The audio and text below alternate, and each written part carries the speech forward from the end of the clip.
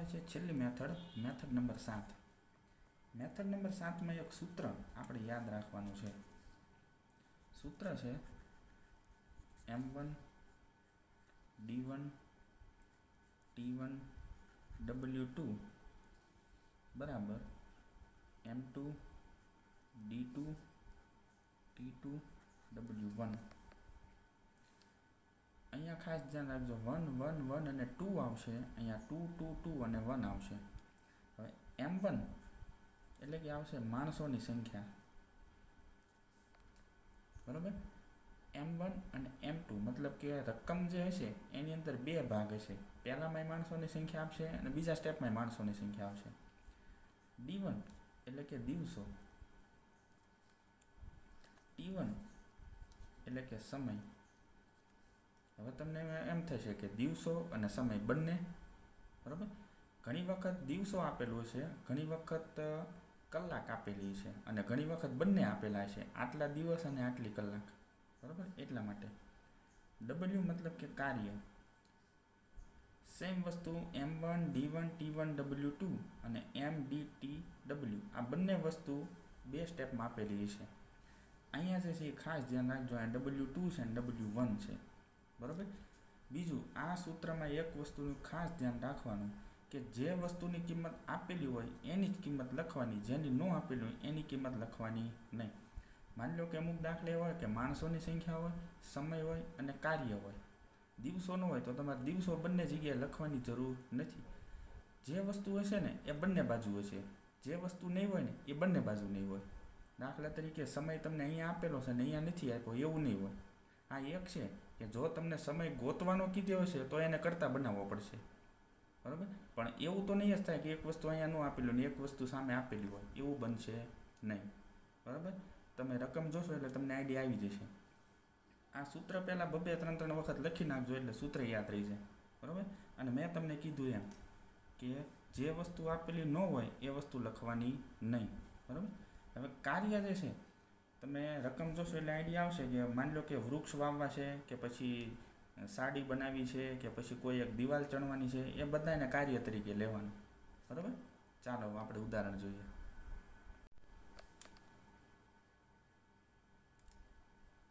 ચાલો, ઉદાહરણ નંબર 1. 40 માણસો 60 વૃક્ષો 8 કલાકમાં વાવી શકે છે. હવે જો આ જે છે આમાં દિવસ કોઈ જગ્યાએ આપેલો નથી પહેલી રકમમાં, બરાબર. મતલબ કે બીજામાં દિવસ હશે નહીં, બીજામાં 3માંથી કોઈ એક વસ્તુ નહીં હોય. દિવસ અહીંયા નથી તો નીચે નહીં હોય. તો 32 માણસો 12 કલાકમાં કેટલા વૃક્ષો વાવી શકે? સૌથી પહેલાં આપણે આ કામ કરવાનું. M1 T1 T મતલબ કે સમય, W1 M2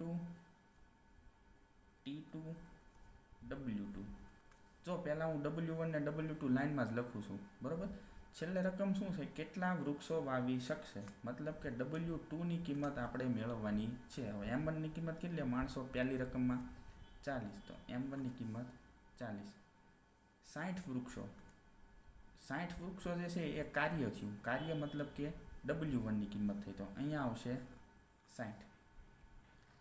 T1 T એટલે કે સમય, કેટલા કલાકમાં? 8 કલાકમાં, અહીંયા લખી નાખવાનું 8. M2 M2ની કિંમત કેટલી? માણસો, પહેલા માણસો એ આવશે M1, M2 એટલે કે બીજા માણસો 32. T2 એટલે કે બીજો સમય, કેટલો છે? 12 કલાક. અને W2 આપણે ગોતવાનું છે. W2 ને કરતા બનાવી દો. સૌથી પહેલાં સૂત્ર આપણે લખી નાખીએ. M1 T1 W2, અહીંયા W2 આવશે, ખાસ ધ્યાન રાખજો, બરાબર. M2 T2 W1.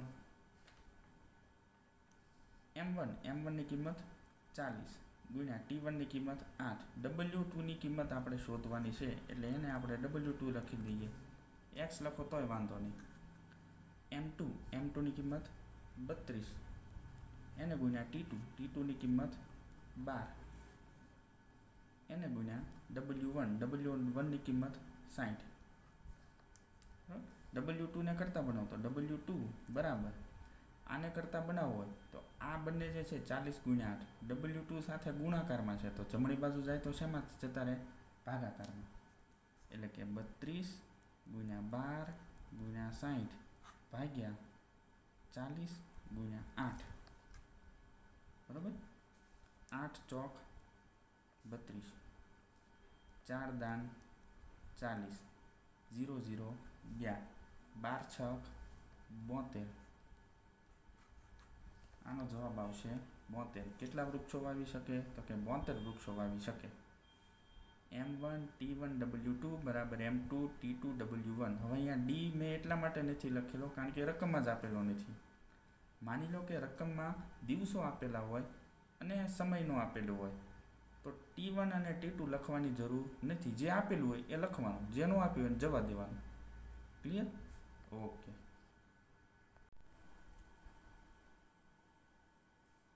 હવે બીજો દાખલો. આ દાખલો ઘણી વખત તમે જોયેલો હશે બધી કોમ્પિટિટિવ એક્ઝામમાં. 7 કરોળિયા 7 જાળા 7 દિવસમાં બનાવે તો 1 કરોળિયો 1 જાળું બનાવતા કેટલા દિવસો લગાડે? હવે જો આની અંદર કલાક કોઈ જગ્યાએ આપેલી નથી, બરોબર, તો તમે કલાકને એવું ગણી શકો. હવે પહેલાં કિંમત લખી નાખી M1. હવે દિવસ આપેલા છે તો કે D1 W1, M2 D2 W2. હવે M1 ની કિંમત, M1 એટલે કે માણસો. હવે જો માણસો ન હોય ને કરોળિયા હોય ને તોય ચાલે. કરોળિયાની જગ્યાએ બકરી, ગાય, ભેંસ કાંઈ પણ હોય બધું ચાલે. બધું M1 માં જ લખી નાખવાનું. મશીન હોય, યંત્ર હોય એ બધું ચાલે. M1 ની કિંમત સૌથી પહેલાં 7. D1 દિવસો, કેટલા દિવસો છે? 7 દિવસ બનાવે, 7 જાળા બનાવે છે એટલે W1 ની કિંમત 7. હવે ગોતવાનું શું? એમને પહેલાં ઉપર ખાસ ક્વેશ્ચન માર્ક કરી લાગજો. કેટલા દિવસો લાગે, મતલબ કે D2 ની કિંમત તમારે ગોતવાની છે. M2 ની કિંમત 1 કરોળિયાને W2 1 જાળું બનાવતા કેટલો સમય લાગે? સૂત્રમાં કિંમત મૂકી દઈએ. M1 D1 W2 બરાબર M2 D2 W1. M1 ની કિંમત 7 ગુણ્યા D1 ની કિંમત 7 ગુણ્યા W2 ની કિંમત 1, M2 ની કિંમત 1 ગુણ્યા D2 એની કિંમત આપણે શોધવાની છે એટલે એને એમને રાખીએ. X લખો તોય વાંધો નહીં. W1 ની કિંમત 7. 7 નો ગુણાકાર 1 સાથે કરો એટલે 7 ના 7 જવાબ આવશે. ક્લિયર? હવે D2 એને આપણે કરતા બનાવી. આ બંને જે છે આની સાથે ગુણાકારમાં છે તો જમણી બાજુ જે છે તો શેમાં જશે? ભાગાકારમાં. 7 ગુણ્યા 7 ગુણ્યા 1 છેદમાં આ બંને જે છે એના ભાગાકારમાં બરાબર D2. 7 7 કેન્સલ તો જવાબ કેટલો આવ્યો? 7 દિવસ. બરાબર, એટલે કે 1 કરોળિયાને 1 જાળું બનાવતા કેટલો દિવસ લાગે? 7 દિવસ. પહેલી નજરે તમે જુઓ તો તમને એમ થાય કે 7 કરોળિયા 7 જાળા 7 દિવસ, તો 1 કરોળિયો 1 જાળું તો 1 દિવસ લાગે ને, પણ 1 દિવસ નહીં લાગે, 7 દિવસ લાગશે. ક્લિયર? ઓકે. ત્રીજો દાખલો છે, પેલા કરોળિયા જેવો દાખલો છે. 10 વ્યક્તિ 10 કામ 10 દિવસમાં કરે તો 5 વ્યક્તિ 5 કામ કેટલા દિવસમાં કરે? જુઓ, M1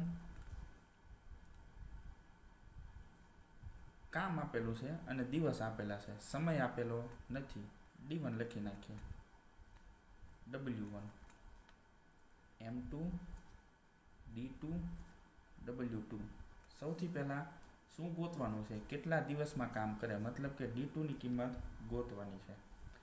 M1 10 વ્યક્તિ એટલે M1 ની કિંમત આવશે 10. 10 કામ એટલે કે W1, W એટલે કે કાર્ય, 10 કાર્ય છે એટલે 10 ના 10. D1 દિવસો કેટલા લાગે? 10 દિવસ. M2 એટલે કે 5 વ્યક્તિ, 5 કામ, W2 એટલે કે 5 કેટલા દિવસમાં કરે? ક્લિયર? પહેલાં જાતે ટ્રાય કરો, વિડીયો પોઝ કરી દો અને જાતે ટ્રાય કરો. M1 D1 W2 બરાબર M2 D2 W1. M1 10 ગુણ્યા D1 10 ગુણ્યા W2 5 એના બરાબર M2 5 ગુણ્યા D2 કિંમત શોધવાની છે. W1 ની કિંમત 10. D2 ને કરતાં બનાવે તો આના છેદમાં 5 ગુણ્યા 10 જતા રહેશે, એટલે કે 10 ગુણ્યા 10 ગુણ્યા 5 એના છેદમાં 5 ગુણ્યા 10 એના બરાબર D2. 10 10 કેન્સલ, 5 5 કેન્સલ, તો D2 ની સીધી કિંમત કઈ આવી ગઈ? 10. D2 is equal to 10. 10 વ્યક્તિ 10 કામ 10 દિવસમાં કરે તો 5 વ્યક્તિ 5 કામ કેટલા દિવસમાં કરે? 10 દિવસમાં કરે. બરોબર, 5 વ્યક્તિ 5 કામ 5 દિવસમાં કરે નહીં. ઓકે, એના પછી 4 નંબરનો એક્ઝામ્પલ. 6 માણસોને 15 દિવસ માટે રૂપિયા 1400નું મહેનતાણું મળે તો 9 માણસોને 12 દિવસમાં કેટલું મહેનતાણું મળે? આ મહેનતાણું શબ્દ આવે એટલે આની પહેલાંની જે રીત આવી કે મહેનતાણાવાળી એની અંદર જતા ન રહેતા. બરાબર, મહેનતાણામાં આની પહેલાંની રીતે આવશે, આ રીતે આવશે અને ગુણોત્તર અને પ્રમાણમાં આવશે, પણ દાખલો જોઈને ખબર પડી જવી પડે કે આ મહેનતાણું શબ્દ ભલે હોય પણ રીત કંઈક અલગ છે. બરાબર, અત્યાર સુધી જે કરતા હતા એ જ કરવાનું છે. સૌથી પહેલાં M1, હવે જો દિવસ આપેલા છે, સમય આપેલો નથી, તો આપણે લખી નાખીએ D1 W1 બરાબર M2 બરાબર D2 બરાબર W2 બરાબર 6 માણસોને 15 દિવસ માટે રૂપિયા 1400, તો 1400 જે છે ને એ તમારે સીધું કાર્ય જ સમજી લેવાનું. બરાબર, 6 માણસોને 15 દિવસ માટે 1400 મહેનતાણું મળે તો M2 એટલે કે 9 માણસોને 12 દિવસમાં કેટલું મહેનતાણું મળે? એકદમ ઇઝી. આ 9 છે હો, અને ક્વેશ્ચન માર્ક અહીંયા છે. હવે જો જે સૂત્ર હતું એ જ M1 D1 W2 બરાબર M2 D2 W1. M1 6 ગુણ્યા D1 એટલે કે 15 ગુણ્યા W2 એની કિંમત શોધવાની છે. M2 એટલે કે 9 ગુણ્યા D2 એટલે કે 12 ગુણ્યા W1 એટલે કે 1400. W2 ને કરતાં બનાવો તો આ બંને જે છે W2 સાથે ગુણાકારમાં છે, જમણી બાજુ જાય તો ભાગાકારમાં. W2 બરાબર 9 ગુણ્યા 12 ગુણ્યા 1400 છેદમાં 6 ગુણ્યા 15. 6 દુ 12, ડાયરેક્ટ ભાગ ચલાવે તો ચલાવી દો. 6 દુ 12, 3 પંચા 15, 3 તેરી 9, 280 ગુણ્યા 5 કરો એટલે 1400 જવાબ આવશે. હવે 280 ગુણ્યા 3 ગુણ્યા 2 એમ કરશો એટલે ફાઇનલ તમારે જવાબ આવશે 1680 રૂપિયા.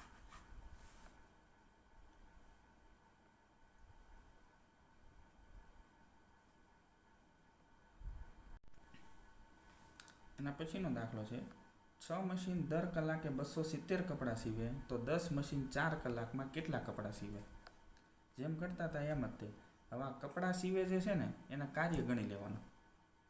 M1 દર કલાકે, કલાક એટલે કે T1. તમે ત્યાં D લખો તોય વાંધો નહીં, T નો D થઈ જાય તો કંઈ ટેન્શન નહીં લેવાનું. અને W1 M2 T2 W2 6 machine દર કલાકે મતલબ કે T1 ની કિંમત કેટલી આવશે? 1. 270 કપડાં સીવે છે એ કાર્ય છે. W1 ની કિંમત આવશે 270. M2 10 મશીન T2 4 કલાકમાં કેટલા કપડાં સીવે? આવડી જાય? કરો તો ટ્રાય. M1 T1 W2 બરાબર M2 T2 W1. M1 6 ગુણ્યા T1 1 ગુણ્યા W2 એની કિંમત શોધવાની છે. M2 10 ગુણ્યા T2 4 ગુણ્યા W1 270.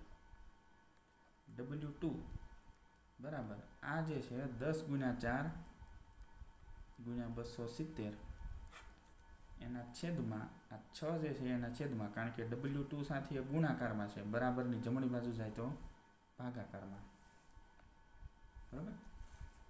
એટલે આનો તમારો જવાબ આવશે 1800 રૂપિયા.